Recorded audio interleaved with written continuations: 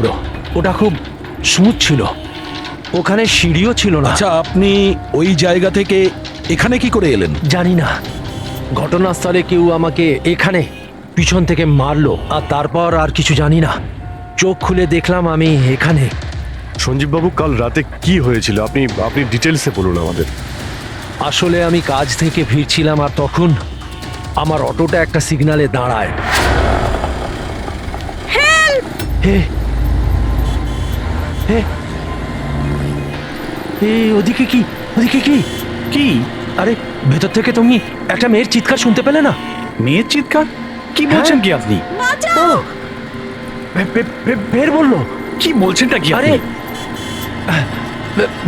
আচ্ছা নাও, এটা তুমি রাখো রাখো।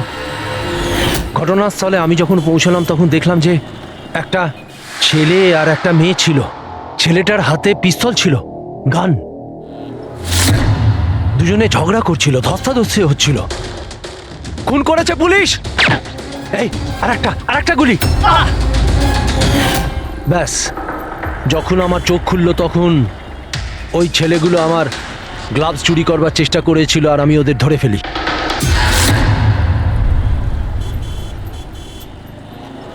আর আপনি অজ্ঞান হয়ে যাওয়ার পরে খুনি আপনাকে এখানে নিয়ে এসছে আর এখানে ফেলে পালিয়ে গেছে। হ্যাঁ, হতে পারে। আচ্ছা, ওই জায়গাটা কোথায় যেখানে মেয়েটার গুলি লেগেছিল? না স্যার, আমি জানি না। আচ্ছা, আন্ধারিতে ওই অটো যে সিগন্যালে দাঁড়িয়েছিল, যেখানে আপনি মেয়েটার চিৎকার শুনেছিলেন, সেই জায়গাটা জানেন আপনি? মনে আছে? আই অ্যাম সরি, আমি এ ব্যাপারে আপনাদের হেল্প করতে পারবো না। ইটস ওকে, ইটস ওকে, আপনি চিন্তা করবেন না, আমরা ওই জায়গাটার খোঁজ নিয়ে নেব। কিন্তু কি করে? ওই অটো ড্রাইভারকে জিজ্ঞাসা করব। এত বড় শহরে ওই ড্রাইভারকে আপনি কোথায় খুঁজে পাবেন স্যার? পেয়ে যাব। ওদের নেটওয়ার্ক খুবই ফাস্ট, সারা শহরে ছড়িয়ে আছে, পেয়ে যাব। ওনার নাম, ঠিকানা বা অন্য কিছু জানেন আপনি? ও ও টুপি পরেছিল আর পুরনো গান শুনছিল 90-এর দশকের। আর ওর অটোতে আগুন নেভানোর যন্ত্রও লাগানো ছিল। আর হ্যাঁ, ওর কথাবার্তা দেখে মনে হচ্ছিল ও উত্তর ভারতে থাকে। হ্যালো, কি উত্তর ভারতের লোক? পুরনো গান শোনে, আবার টুপিও পরে, আগুন নেভানোর যন্ত্রও আছে ওর অটোতে। ঠিক আছে, দেখছি।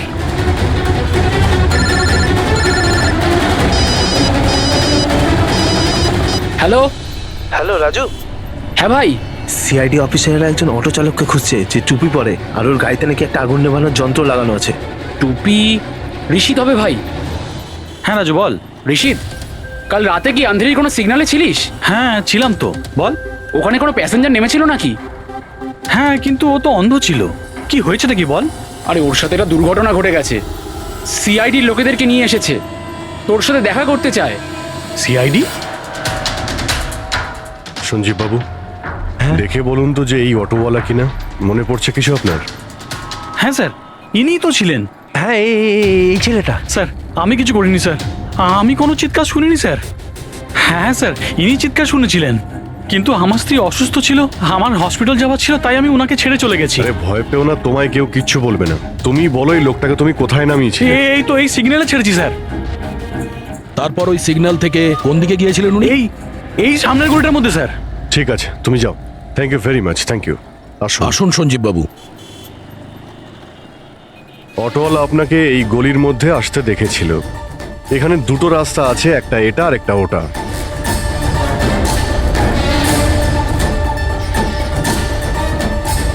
কিছু মনে পড়ছে আপনার কোথায় গিয়েছিলেন? সঞ্জীব বাবু, একটু মনে করে বলুন যে আপনি এর মধ্যে কোন গলিতে গেছিলেন?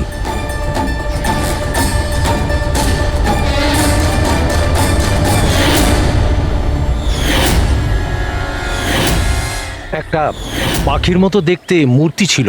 চলো আমরা এখান থেকে শুরু করি।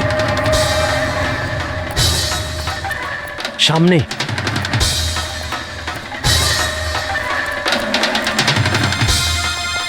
স্যার, এই দেখুন। সঞ্জীব বাবু, দেখুন তো এই মূর্তিটাই কিনা। হ্যাঁ হ্যাঁ, এটাই। অভিজিৎ স্যার, মূর্তি। গুড। এই যে এইটাই। আচ্ছা, এর পরে সঞ্জীব বাবু, এরপর মনে আছে আপনি কোথায় গিয়েছিলেন?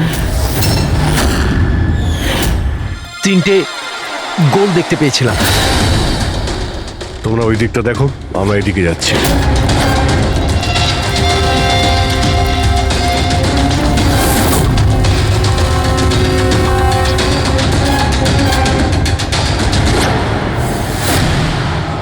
স্যার,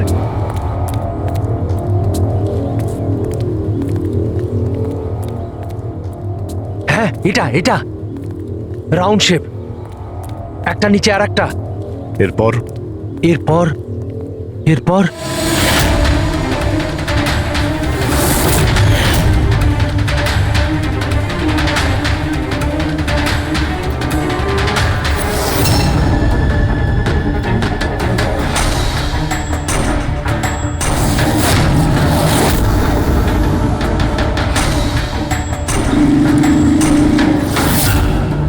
এদিকে এদিকে, এই যে। সাবধানে। আরে স্যার, ঘুরে ফিরে সেখানেই চলে এলাম যেখান থেকে শুরু করেছিলাম। আরে সেই জন্যই তো উনি চিৎকার শুনতে পেয়েছিলেন।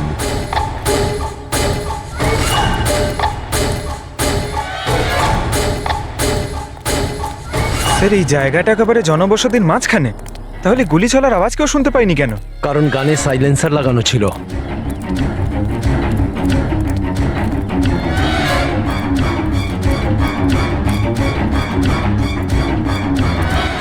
আসুন, একটা স্টেপ আছে, সাবধানে।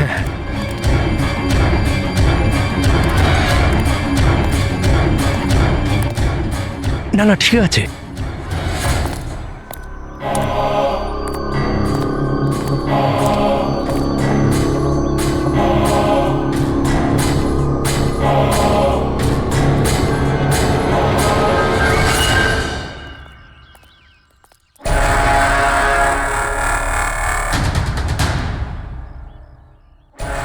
কি হলো? আপনারা দাঁড়িয়ে পড়লেন কেন? কি আছে? লাশ পেলেন? সঞ্জীব বাবু, আপনি বলেছিলেন গুলিটা কোনো মেয়ের লেগেছিল। হ্যাঁ হ্যাঁ, মেয়ের গায়ে লেগেছিল। আমি তাকে ছুঁয়ে দেখেছিলাম। ওর গুলি লেগেছিল, রক্ত বেরোচ্ছিল। কেন বলুন, কি হয়েছে? লাশ এখানে আছে, কিন্তু কোনো মেয়ের নয়, কোনো ছেলের। কি?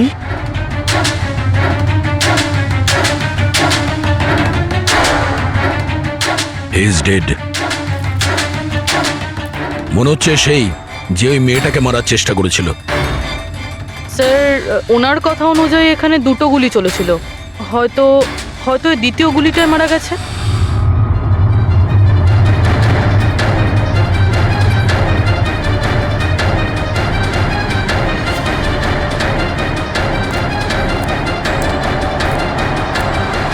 স্যার, স্যার, এখানেও তো রক্ত পড়ে আছে। ওটা যদি ওর রক্ত না হয় তাহলে ওই মেয়েটার হতে পারে। গুলি তো ওর এখানেই লেগেছিল স্যার। যদি মেয়েটার এখানে গুলি লাগে তো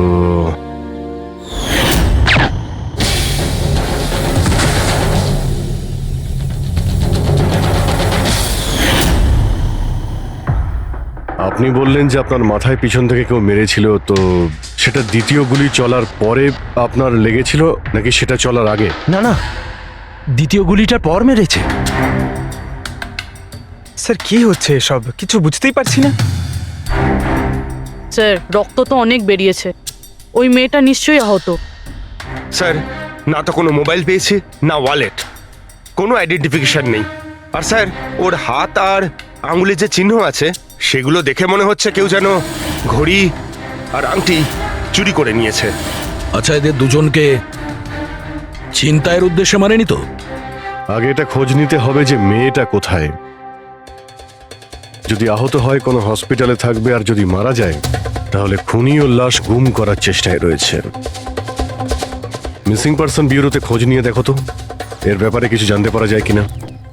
বস, ক্রাইম স্পটে ওই জায়গাতে মাটির ওপর যে রক্ত পাওয়া গেছিল, ডিএনএ টেস্ট অনুসারে ওই রক্তটা কোনো মেয়ের। আসলে এই মেয়েটা ওই সময় ওখানে উপস্থিত ছিল না যখন তোমরা গেছিলে, কিন্তু ক্রাইম যখন হয়েছিল তখন ওই মেয়েটা নিশ্চয়ই ওখানে ছিল। আর স্যার, দুর্ঘটনার সময় রাত 11টা থেকে 1টার মধ্যে। ঠিকই তো আছে, সঞ্জীবও তো ওই সময় ছিল 11:30 নাগাদ। হ্যাঁ স্যার, আর সঞ্জীব বাবুকে অজ্ঞান অবস্থায় সেখানে রেখে দেয় যেখান থেকে আমরা ওনাকে পাই। আরও একটা কথা স্যার, দুটো গুলি চলেছিল, মেয়েটার গুলি লেগেছিল আর ও ওখানেই অজ্ঞান হয়ে পড়ে গেছিল সঞ্জীব বাবুর কাছেই। তারপরে স্যার দ্বিতীয় গুলিটা করা হয়েছিল যেটা ছেলেটার লেগেছিল।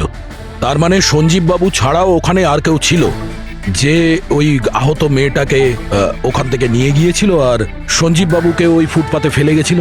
স্যার আমি আশেপাশের এলাকায় খোঁজ নিয়েছি, ওখানে কেউই কোনো ছেলে এবং মেয়েকে আসতে বা কোনো আহত মেয়েকে ওখান থেকে যেতে দেখেনি। আচ্ছা, সালুকে একটা কথা বলো, যদি খুনি সঞ্জীবকে ক্রাইম সিন থেকে তুলে নিয়ে গিয়ে ওখানে যেখানে আমরা ওকে পাই, তাহলে হতে পারে ওই লোকটার কোনো ট্রেসেস সঞ্জীবের পোশাকে আছে। খোঁজ নিতে পারবে কে ছিল সে? অবশ্যই খোঁজ নিতে পারবো। তাহলে খোঁজ নাও।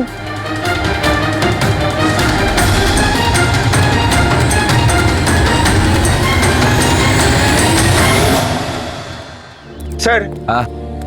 লাশ শনাক্ত করা গেছে। ওর নাম হলো অনিকেত স্যার, আর ওর বাড়ির লোকজনও হারিয়ে যাওয়ার রিপোর্ট লিখিয়েছিলেন। অনিকেত, দেখুন আপনার ভাই অনিকেতের বডি আমরা বন্ধ কারখানায় পেয়েছিলাম। আপনারা কি বলতে পারবেন উনি কেন এখানে এসেছিলেন? আপনার ভাইয়ের খুন হয়েছে, আশা করব আপনারা আমাদের কাছে কিছুই লুকোবেন না। যদি আপনারা সত্যি না বলেন তাহলে আমরা তো খুনিকে ধরতেই পারবো না। স্যার এরকম কিছু নয় স্যার, গত কয়েকদিন ধরে খুবই অদ্ভুত বিহেভ করছিল। অদ্ভুত মানে? প্রায় বাইরে থাকতো স্যার, সারাদিন। আমরা অনেকবার জিজ্ঞাসা করার চেষ্টা করেছি, কিন্তু কিচ্ছু বলতো না। গতকাল সকালেও 11টা নাগাদ চলে গেছিল। কোথায় গেছিল কিচ্ছু বলেনি। সারা দিন ধরে স্যার ঘরে ফেরেনি, সকালে উঠে দেখি সারা রাতেও বাড়ি ফেরেনি। তারপরে গিয়ে আমি পুলিশের কাছে কমপ্লেন করি। তো সারাটা দিন ফোনে কোনো কথা হয়নি? স্যার আমি ওকে সারাদিন ধরে ফোনে কল করছিলাম, কিন্তু ফোনেই পাচ্ছিলাম না ওকে। এরকম কবে থেকে চলছিল? স্যার জানি না কবে থেকে, গত কয়েক বছর ধরে তো সিঙ্গাপুরেই ছিল। এই তো কিছু মাস আগেই ইন্ডিয়া এলো, তখন থেকেই এরকমই বিহেভ করছিল। সিঙ্গাপুরে কি কাজ করতেন ইনি? ওখানে হোটেলে জব করতো। এ বিবাহিত ছিল? না স্যার, বিবাহিত ছিল না। কোনো মেয়ের সাথে এর সম্পর্ক ছিল? কারণ মরার আগে ও কোনো মেয়ের সঙ্গে ঝগড়া করছিল। জানি না স্যার, আমরা কিছুই জানি না এর কোনো মহিলার সঙ্গে কোনো অ্যাফেয়ার বা বন্ধুত্ব আছে কিনা, কিছুই জানি না। স্যার, স্যার এনাদের থেকে অনিকেতের নাম্বার নিয়ে আর কল রেকর্ডস চেক করি স্যার। তাতে জানতে পারি যে একটাও মেয়ের নাম্বার নেই স্যার, শুধু ছেলেদের সঙ্গেই কথা বলতো, আর বেশিরভাগই ওর সঙ্গে যারা কাজ করতো তাদের। আর স্যার মৃত্যুর আগেও ও কাউকে ফোন করেনি নিজের ফোন দিয়ে। কোনো মেয়ের নাম্বার পাওয়া যাচ্ছে না, এটা তো খুব অবাক কাণ্ড। স্যার খুবই সাদাসিধে লোক ছিল, শুধু নিজের কাজ নিয়েই ব্যস্ত থাকতো। ঠিক আছে, আপনারা যেতে পারেন। যদি দরকার হয় আপনাদের ডেকে নেব।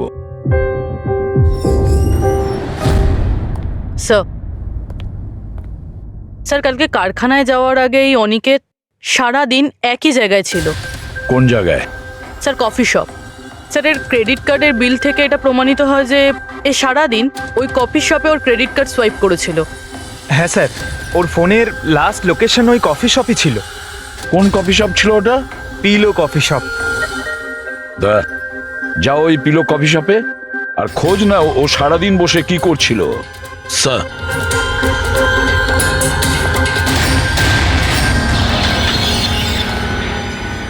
বস, কি খবর নিয়ে এসেছো? এমন খবর এনেছি যেটা আমাদের কাছে খুব জরুরি। কি? এর পোশাকের মধ্যে আমি কয়েকটা আলাদা আলাদা ডিএনএ স্যাম্পল পেয়েছি। কিছু মানে? কিছু মানে 5 জন লোকের ডিএনএ স্যাম্পল পেয়েছি। 5? হ্যাঁ 5, আর এই 5 জনই মেয়ে। আর সঞ্জীবের জামা কাপড় থেকে আমরা 2 ধরনের ডিএনএ পেয়েছি, আর এই দুটো স্যাম্পল অনিকেতের জামা কাপড় থেকে পাওয়া স্যাম্পলের সঙ্গে ম্যাচ করে গেছে। মানে 5 জনের মধ্যে 2 জন যারা অনিকেতকে ছুঁয়েছিল, ওরা আবার সঞ্জীব বাবুকেও ছুঁয়েছিল। তার মানে অভিজিৎ এই পুরো কাজটা দুটো মেয়েই করেছে।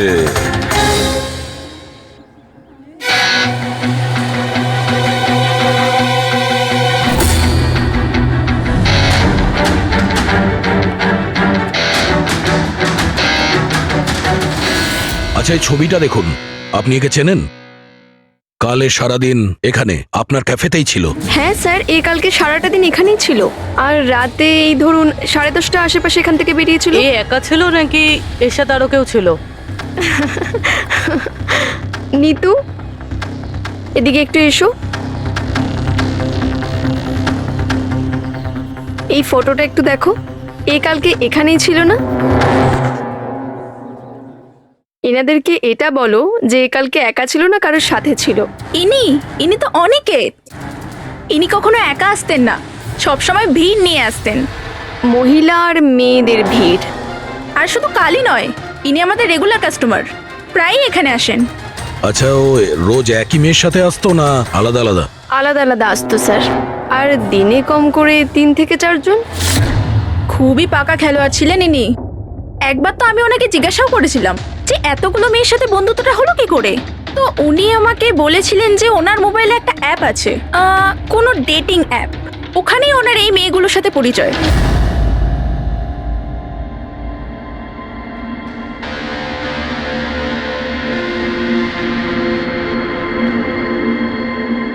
কিছু জানতে পেরেছো? হ্যাঁ স্যার, অনিকেতের ডেটিং অ্যাপের ব্যাপারে জানা গেছে। ওই অ্যাপটার নাম ম্যাচ আপ। Match up? এটা দুজনের সাথে বিয়ে দেওয়ার কোনো অ্যাপ নয় তো? হ্যাঁ স্যার, ওই রকমই কিছু। কিন্তু অনিকেত এই অ্যাপের ভুল ব্যবহার করেছে। ও এই অ্যাপের সাহায্যে এতগুলো মেয়ের সঙ্গে কন্ট্যাক্ট করেছে স্যার, আর ওদের সঙ্গে বন্ধুত্ব করেছে। আর মনে হচ্ছে বিয়েও কাউকেই করতে চায়নি, শুধুমাত্র টাইম পাস করছিল। এই অ্যাপে শুধুমাত্র চ্যাটিংই হয়, আর কারো নাম্বার এই অ্যাপে শো করে না স্যার। স্যার, আমরা অ্যাপ ডেভেলপ কোম্পানি থেকে 4টে মেয়ের ব্যাপারে খোঁজ নিয়েছি, অনিকেত যাদের খুব টাচে ছিল। ইনফ্যাক্ট মার্ডার হওয়ার দিনও ওদের সঙ্গেও ক্যাফেতে দেখা করেছিল। পুরবি কথা বলছে। প্রথম মেয়েটা হলো মোনা। হ্যাঁ, আমি দেখা করেছিলাম ওনার সাথে কফি শপে এই 4টে নাগাদ। কফি খেয়েছিলাম আর একটু কথাও বলেছিলাম আমরা। তারপর আমাকে বেরোতে হলো, আমার কিছু আর্জেন্ট কাজ ছিল। স্যার, এ বলছে যে কফি শপের পরে ও বিউটি পার্লারে গিয়েছিল, আর ওখান থেকে একটা মুভির প্রিমিয়ারে। দ্বিতীয় জন হলো রূপালী। তাহলে বলো, তোমার কি বক্তব্য? ও অনেক দিন ধরে আমার পেছনে পড়েছিল, খালি বলতো দেখা করো দেখা করো। ভীষণই বোরিং ছিল, আই টেল ইউ। ওর সাথে 1 কাপ কফি যে আমি কিভাবে খেয়েছি, আর কফিটা শেষ হওয়ার সাথে সাথেই আমি ওখান থেকে বেরিয়ে গেছি। ও বলেছিল স্যার ও অনিকেতের সঙ্গে 6টার সময় দেখা করেছিল, আর তারপরও ফ্যামিলি ফাংশন অ্যাটেন্ড করতে আন্ধেরি গিয়েছিল। আর তৃতীয় অঞ্জু স্যার। ওর সাথে তো সময়টা বুঝতেই পারিনি, কত ভালো ভালো কথা বলতো। আপনি জানেন আমরা সেদিন কত কথা বললাম। হঠাৎ করে ও বললো ওকে কোথাও যেতে হবে। আমরা ডিসাইড করলাম যে আমরা আবার দেখা করব, আর তারপর চলে গেল। এই মেয়েটা কফি শপ থেকে বাইরে বেরই হয়নি। এর স্টেটমেন্ট অনুযায়ী ও কফি শপেই বসেছিল কফি শপ বন্ধ হওয়া পর্যন্ত, 12টা অবধি। স্যার, এদের স্টেটমেন্ট আমরা ক্রস চেক করেছি, ঠিকই বলছে। স্যার, সঞ্জীববাবু বলছেন কোনো মেয়ের গুলি লেগেছিল। এদের 3 জনকে চেক করা হলো, কিন্তু কোনো আঘাতের চিহ্ন নেই। তোমরা তো 4টে মেয়ের কথা বলেছিলে, তাহলে চতুর্থ মেয়েটি গেল কোথায়? স্যার, 4 নম্বর মেয়েটা হলো এরিকা। আমরা এই অ্যাপের সাহায্যে ওর সঙ্গে কন্ট্যাক্ট করার চেষ্টা করেছিলাম, কিন্তু ও কোনো রেসপন্স করেনি। তাহলে এক কাজ করো, ওই মেয়েটার সঙ্গে গিয়ে দেখা করো।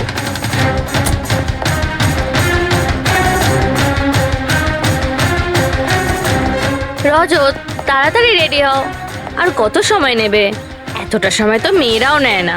আসছি বাবা, জাস্ট 2 মিনিট। Excuse me. হ্যাঁ বলুন, কাকে চাই? এরিকা। হ্যাঁ আমি, কিন্তু আপনারা? সিআইডি। সিআইডি? এসব কি? হ্যাঁ, কি হয়েছে স্যার? স্যার, কোনো প্রবলেম হয়েছে? আপনাকে আমরা মেসেজও করেছিলাম ম্যাচ আপ অ্যাপ থেকে। আপনাকে সিআইডি ব্যুরোতে আসতে বলেছিলাম, আপনি আসেননি, তো আমাদের আসতে হলো। Match up app? এটা কি? Dating app. Dating app?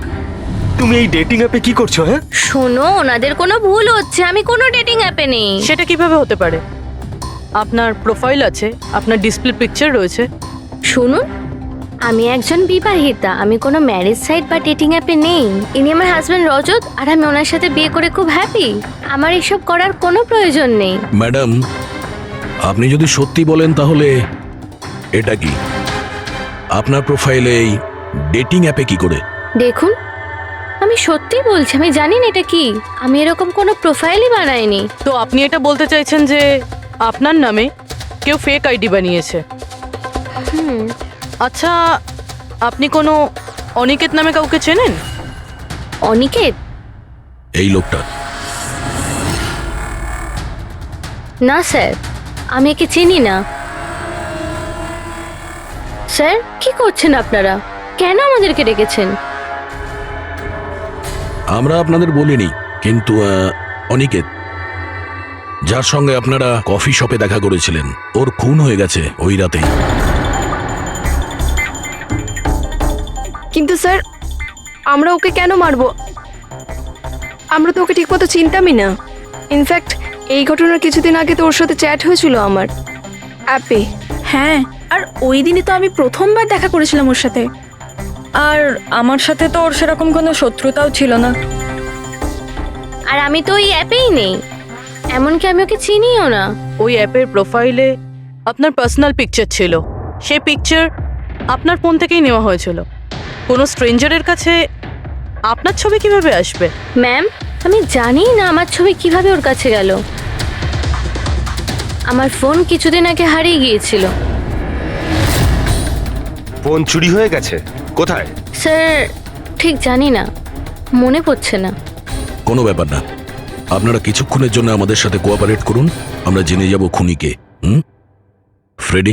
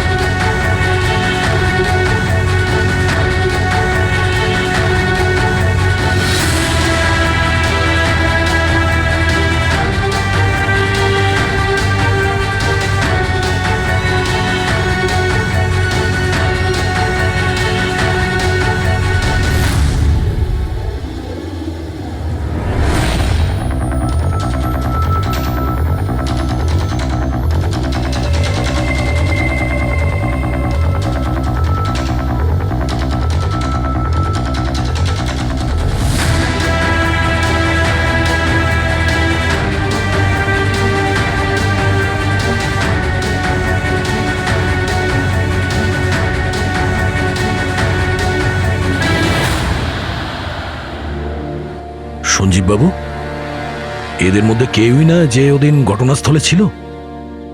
এদের মধ্যে কেউ নয়।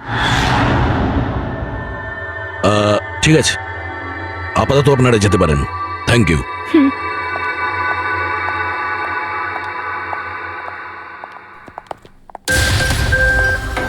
না স্যার, এদের মধ্যে তো কেউ না। স্যার, বাকি তিনজনের মতন ওরও কোনো চোট নেই, কিন্তু কিন্তু ওই মেয়েটার আঘাত ছিল, চলার অবস্থাই ছিল না। কিন্তু সালুকে যে আমাকে বলল ও সঞ্জীবের পোশাকে যে ডিএনএ টেস্ট করেছিল, তাতে তো দুটো মহিলার ট্রেসেস পাওয়া গেছে। ঠিক আছে, কিন্তু একজন আহত হতে পারে, আরেকজন সেও তো ওই চারজনের মধ্যে একজন হতে পারে। স্যার, এই চারজনের জল খাওয়ার গ্লাসগুলো ফরেন্সিকে পাঠিয়ে দিয়েছি, রিপোর্ট আসবে। স্যার, হ্যাঁ স্যার, ওই দুটো মেয়ের ডিএনএ এই চারজনের সঙ্গে ম্যাচ করেনি। কি ম্যাচ হচ্ছে না? তাহলে মেয়ে দুটোকে পাবো কি করে? এক মিনিট। কি হলো সঞ্জীব?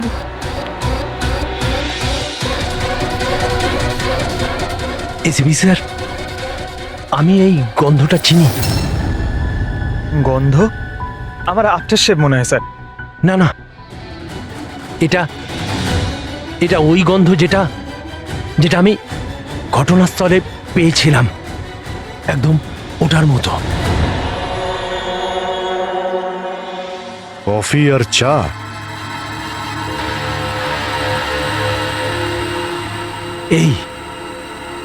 এই গন্ধটা, ঘটনাস্থলে এই গন্ধটাই ছিল।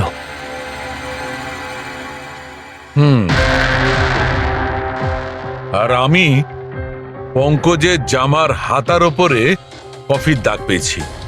হ্যাঁ স্যার, ওই সকালে কফি বানাচ্ছিলাম না, তাই একটু পড়ে গেছিল। তার মানে ডক্টর সালুখে ওই ক্রাইম সিনে কফি আর চায়ের মিশ্রিত একটা গন্ধ ছিল। ক্রাইম সিনে না খুনির কাছে?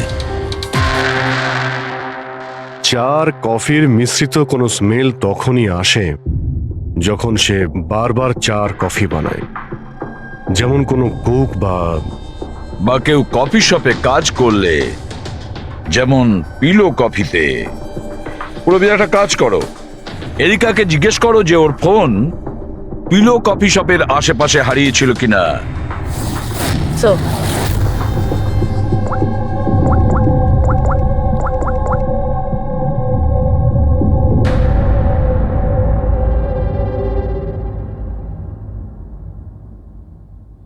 স্যার, স্যার ওনার ফোন ওখানেই হারিয়েছিল, ওই কফি শপে।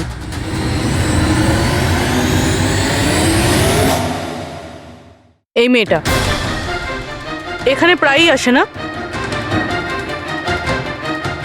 হ্যাঁ, এনাকে দেখেছি তো এখানে।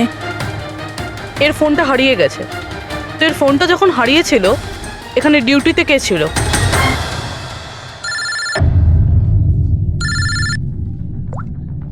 হ্যালো, হ্যাঁ ফ্রেডি।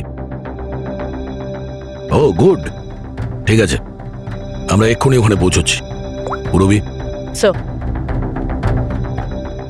ফ্রেডির ফোন ছিল। ওই হসপিটালটার খোঁজ পাওয়া গেছে যেখানে ওই আহত মেয়েটা ভর্তি আছে। স্যার ওই মহিলাই যে অনিকেতের খুন করেছিল? হ্যাঁ, ওই মেয়েটা। আমাদের এক্ষুনি ওখানে যেতে হবে। স্যার আমাদের এখন বেরোতে হবে, কিন্তু যতক্ষণ অবধি জিজ্ঞাসাবাদ কমপ্লিট না হচ্ছে কেউ কফি শপ থেকে বেরোবে না।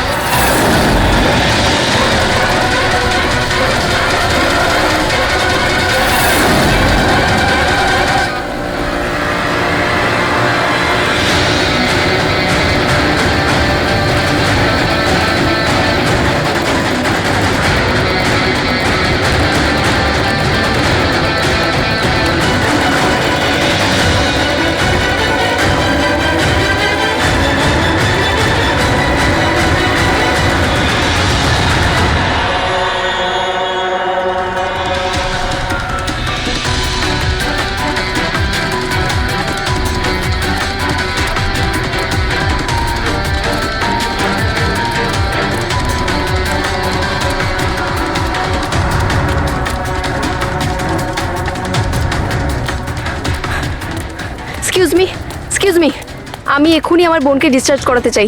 আপনি এক্ষুনি ডিসচার্জ পেপার তৈরি করুন, তাড়াতাড়ি। ডিসচার্জ? কিন্তু উনি তো এখনো কোমায়। দেখুন, আমার এসব জেনে কোনো কাজ নেই, আমাদের এক্ষুনি এখান থেকে বেরোতে হবে। আপনি তাড়াতাড়ি করুন প্লিজ। এভাবে কি করে ডিসচার্জ করে দিই? ওনার প্রাণের থেকেও কি এমন বেশি জরুরি? দেখুন, আমার এত তর্ক করার কোনো সময় নেই, আপনি আমার সঙ্গে তর্ক করবেন না। তাড়াতাড়ি করুন প্লিজ, যেটা বললাম সেটা করুন।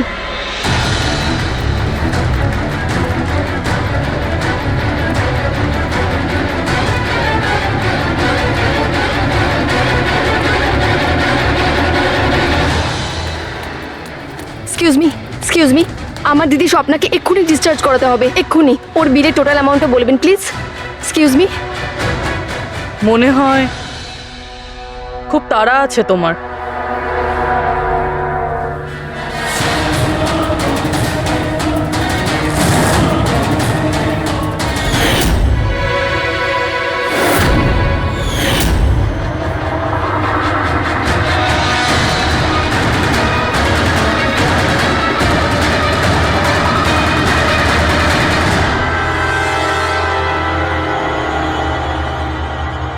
ক্যাফেতে ওই ফোন কলটা, ওটা আমাদেরই প্ল্যান ছিল।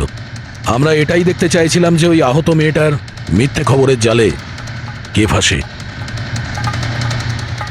আর তুমি ফেসে গেলে। এটাও ভাবলে না যে সিআইডি তোমাকে ফলো করছে? তুমি নিজেই আমাদের এখানে নিয়ে এসেছো, আর তাই পালিয়ে কোনো লাভ নেই। সেই জন্য তোমার জন্য এটাই ভালো হবে, নিজের অপরাধ স্বীকার করে নাও।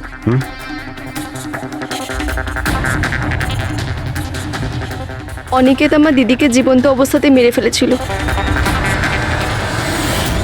ওদের সিঙ্গাপুরে দেখা হয়েছিল, আর ও ওখানেই আমার দিদিকে বিয়ের মিথ্যে প্রতিশ্রুতি দিয়েছিল। ওরা এঙ্গেজমেন্টও করে নেয়, আর তারপরে বিয়ের কথা বললেই ও এড়িয়েই যেত। আমার দিদি যখনই বিয়ের ডেট ফিক্স করার কোনো কথা তুলতো, তখন সবসময় কোনো না কোনো অজুহাত দিতে শুরু করতো। আর এই ধরুন 6 মাস আগে ও বলল যে ওর মা নাকি খুব অসুস্থ, আর ওর মায়ের চিকিৎসার জন্য টাকার দরকার। আর আমার দিদির নিজের জীবনের সব সেভিংসটা দিয়ে দিয়েছিল। আর ও বলল যে ও সিঙ্গাপুর থেকে ফিরে এসেই আমার দিদিকে বিয়ে করবে। আর টাকা পয়সা নিয়ে অনিকেত সিঙ্গাপুর থেকে মুম্বাই আসে। হ্যাঁ, স্বপ্ন ওর অপেক্ষা করতে থাকলো, আর সেটাও পুরো 3 মাস ধরে।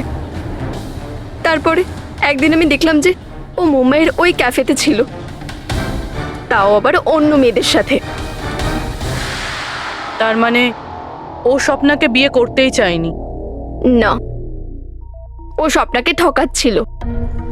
ও স্বপ্নারই ইনকাম করা টাকা অন্য মেয়েদের পেছনে ওড়াচ্ছিল। আর আর ওর মাও কিন্তু অসুস্থ ছিল না, কারণ ওর তো কোনো মাই ছিল না। ওর মা তো অনেকদিন আগেই মারা গেছিলেন। তাই তুমি প্রতিশোধ নেওয়ার একটা প্ল্যান করলে। স্বপ্না তো আমার কোনো কথা বিশ্বাস করতে চাইতোই না। ওর ভালোবাসায় অন্ধ হয়ে গেছিল। ওর প্রমাণের দরকার ছিল, তাই অনিকেতের সত্যিটা সামনে আনার জন্য আমি এরিকার ফোন চুরি করি, আর ওর নাম দিয়েই আমি ম্যাচআপ অ্যাপে ওর ফেক প্রোফাইল তৈরি করি, আর অনিকেতের সঙ্গে চ্যাটিং করতাম। আর ও ইজিলি আমার ফাঁদে পড়ে যায়। তারপরে আমি ওকে ওই ফ্যাক্টরিতে আসতে বলি, আর তার সাথে স্বপ্নাকেও আসতে বলি, যাতে ও নিজের চোখে সব কিছু দেখতে পাক। কিন্তু ওই দিন যখন আমি ওখানে গেছিলাম, তখন আমি দেখলাম যে... এটা কি করছো তুমি? হিসেবটা শেষ করে দিচ্ছি। তুমি আমার সাথে যা করেছো তারই শাস্তি এটা। আমি সব জানি তুমি আমার টাকা কোথায় কোথায় খরচ করেছো, আর কত মেয়ের জীবন তুমি নষ্ট করবে। Aniket, please drop the gun. Aniket please, টাকা চাই তোর? তুমি এটা কি করছো? বেরো এখান থেকে, চুপচাপ বেরো এখান থেকে। আরে ছাড়ো ওকে, ছেড়ে দাও। ওকে বললাম না বেরো এখান থেকে।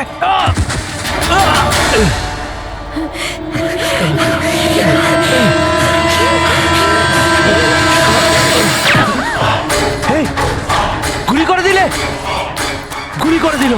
হ্যাঁ, খুন খুন করে দিয়েছে পুলিশ। এই আরেকটা গুলি কে চালালো? আরেকটা গুলি চালিয়েছে পুলিশ।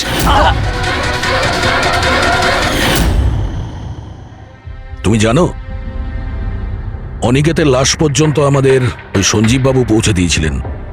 উনি দেখতে পান না, কিন্তু ওনার ওই সংবেদনশীল দস্তানা, সেন্সিটিভ গ্লাভস চোখের থেকে কম না। প্রতিশোধ নেওয়ার জন্য তুমি অনিকেতকে খুনই করে দিলে, কিন্তু এখন তো সারা জীবন জেলেই কাটবে। আর তোমার বোন স্বপ্না, যার জন্য তুমি এই সব করলে, সে তো আগে থেকেই কোমাতে রয়েছে। আর যেদিনও কোমা থেকে ঠিক হবে, সেদিন তোমার কাছেই যাবে, জেলের গরাদের পিছনে। আমাদের কি লাভ হতো? উল্টে তো এখন আমাদের লোকসান হয়ে গেল। 6 মাসের মাইনেটা যে বাকি আছে, এবার কে দেবে? ও, তার মানে আপনারা বিজয়বাবুর ওপরে এই কারণেই রেগেছিলেন যে গত 6 মাস ধরে ও আপনাদের মাইনে দেয়নি? হ্যাঁ স্যার, বেশ কয়েক মাস ধরে আমরা ধার দেনা করেই সংসার চালাচ্ছিলাম। 2 মাস ধরে বাচ্চাদের স্কুলের ফিস জমা দিতে পারিনি।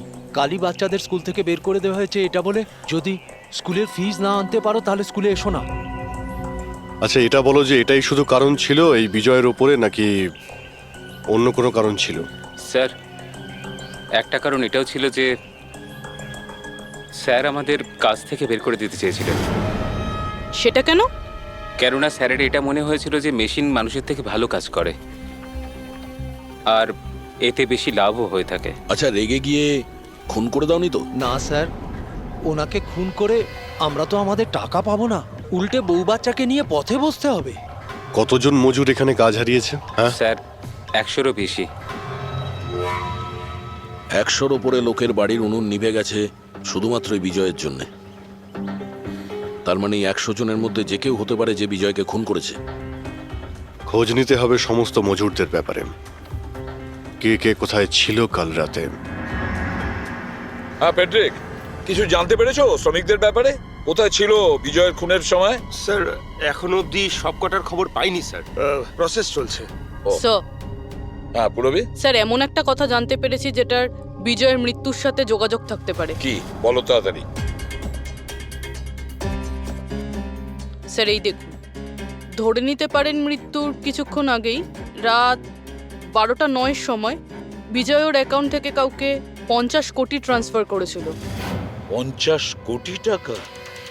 এত বড় অ্যামাউন্ট কার কার নামে ট্রান্সফার করা হয়েছে? পানামাতে কোনো অ্যাকাউন্ট আছে, কার এটা জানা নেই।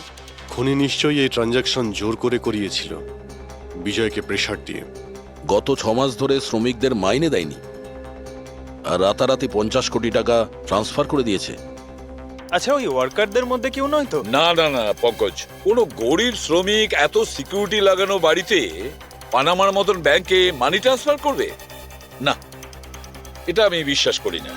স্যার হতে পারে চেনাশোনা কেউ, মানে আশেপাশের কেউ, এমন কোনো শত্রু যে ভালো করে জানে যে বিজয়ের বাড়ির সিকিউরিটি কি করে ভাঙা যায়।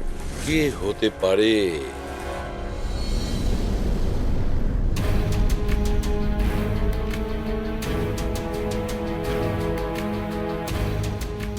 জ্যাকলিন, আরে প্রচন্ড গরম লাগছে তো, একটু এসি টেম্পারেচারটা 20 করে দাও তো। করে দিয়েছি বস। এখন রুমের টেম্পারেচার হলো 20 ডিগ্রি সেলসিয়াস। নাইস। আর জ্যাকলিন, আমার আর একটা কাজ করো, রুমের লাইটটা একটু কমিয়ে দাও, আমি একটু আরাম করতে চাই।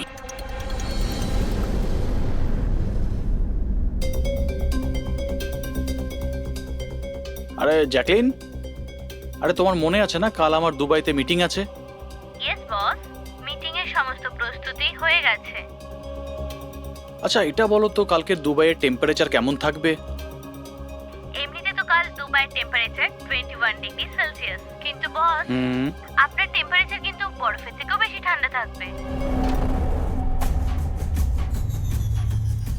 তার মানে? তার মানে বস, মৃতদেহের টেম্পারেচার ঠান্ডাই থাকে। কি? মনে হচ্ছে তোমার সফটওয়্যারের মধ্যে কোনো সমস্যা হয়েছে। এটা কি ধরনের মজা? এটা মজার কথা না বস, এটা সত্যিই হতে চলেছে। বস, আপনার কোনো শেষ ইচ্ছে? চুপ করো, কি বাজে কথা বলছো? কে কে কে? বাইরে এসো। বস, আমরা দুজন ছাড়া এখানে আর কেউই নেই। তাছাড়া আপনি আমার সঙ্গ পছন্দ করেন, তাই তো? আরে চুপ করো।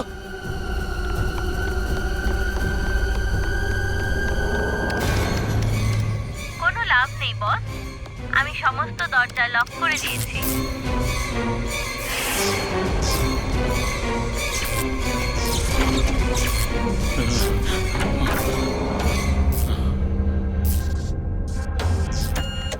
বস, আপনি ভিতরে কেন চলে গেলেন? আসুন, বাইরে আসুন। কে তুমি?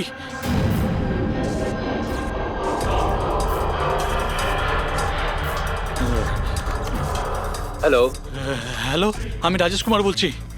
আমাকে কেউ মেরে ফেলতে চাইছে, আপনি তাড়াতাড়ি আমার বাড়িতে চলে আসুন প্লিজ। খোলো জ্যাকলিন, খোলো। বস, দরজা তখনই খোলা হবে যখন আপনি আমার একটা কথা রাখবেন। বলো বলো, তোমার কি চাই? কি চাই তোমার, বলো। ঠিক আছে, আপনি আপনার ল্যাপটপটা অন করুন। ল্যাপটপ? হ্যাঁ হ্যাঁ হ্যাঁ হ্যাঁ, বলো। এবার ওটা স্ক্রিনে একটা অ্যাকাউন্ট নাম্বার দেখতে পাবেন। হ্যাঁ হ্যাঁ হ্যাঁ হ্যাঁ নাম্বার দেখতে পাচ্ছি আমি। হ্যাঁ বলো। এবার এই অ্যাকাউন্ট নাম্বারে 50 কোটি টাকা ট্রান্সফার করুন। 50 কোটি? এতগুলো টাকা? 50 কোটি টাকা আপনার জীবনের থেকে বেশি কি? না না না না না না, আমি দিয়ে দেবো। আমি তোমাকে 50 কোটি দিয়ে দিচ্ছি, ট্রান্সফার করে দিচ্ছি আমি।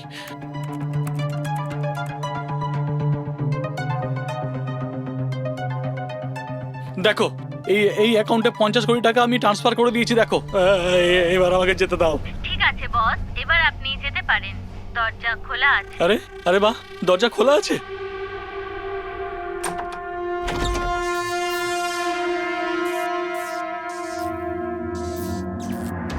হ্যাঁ হ্যাঁ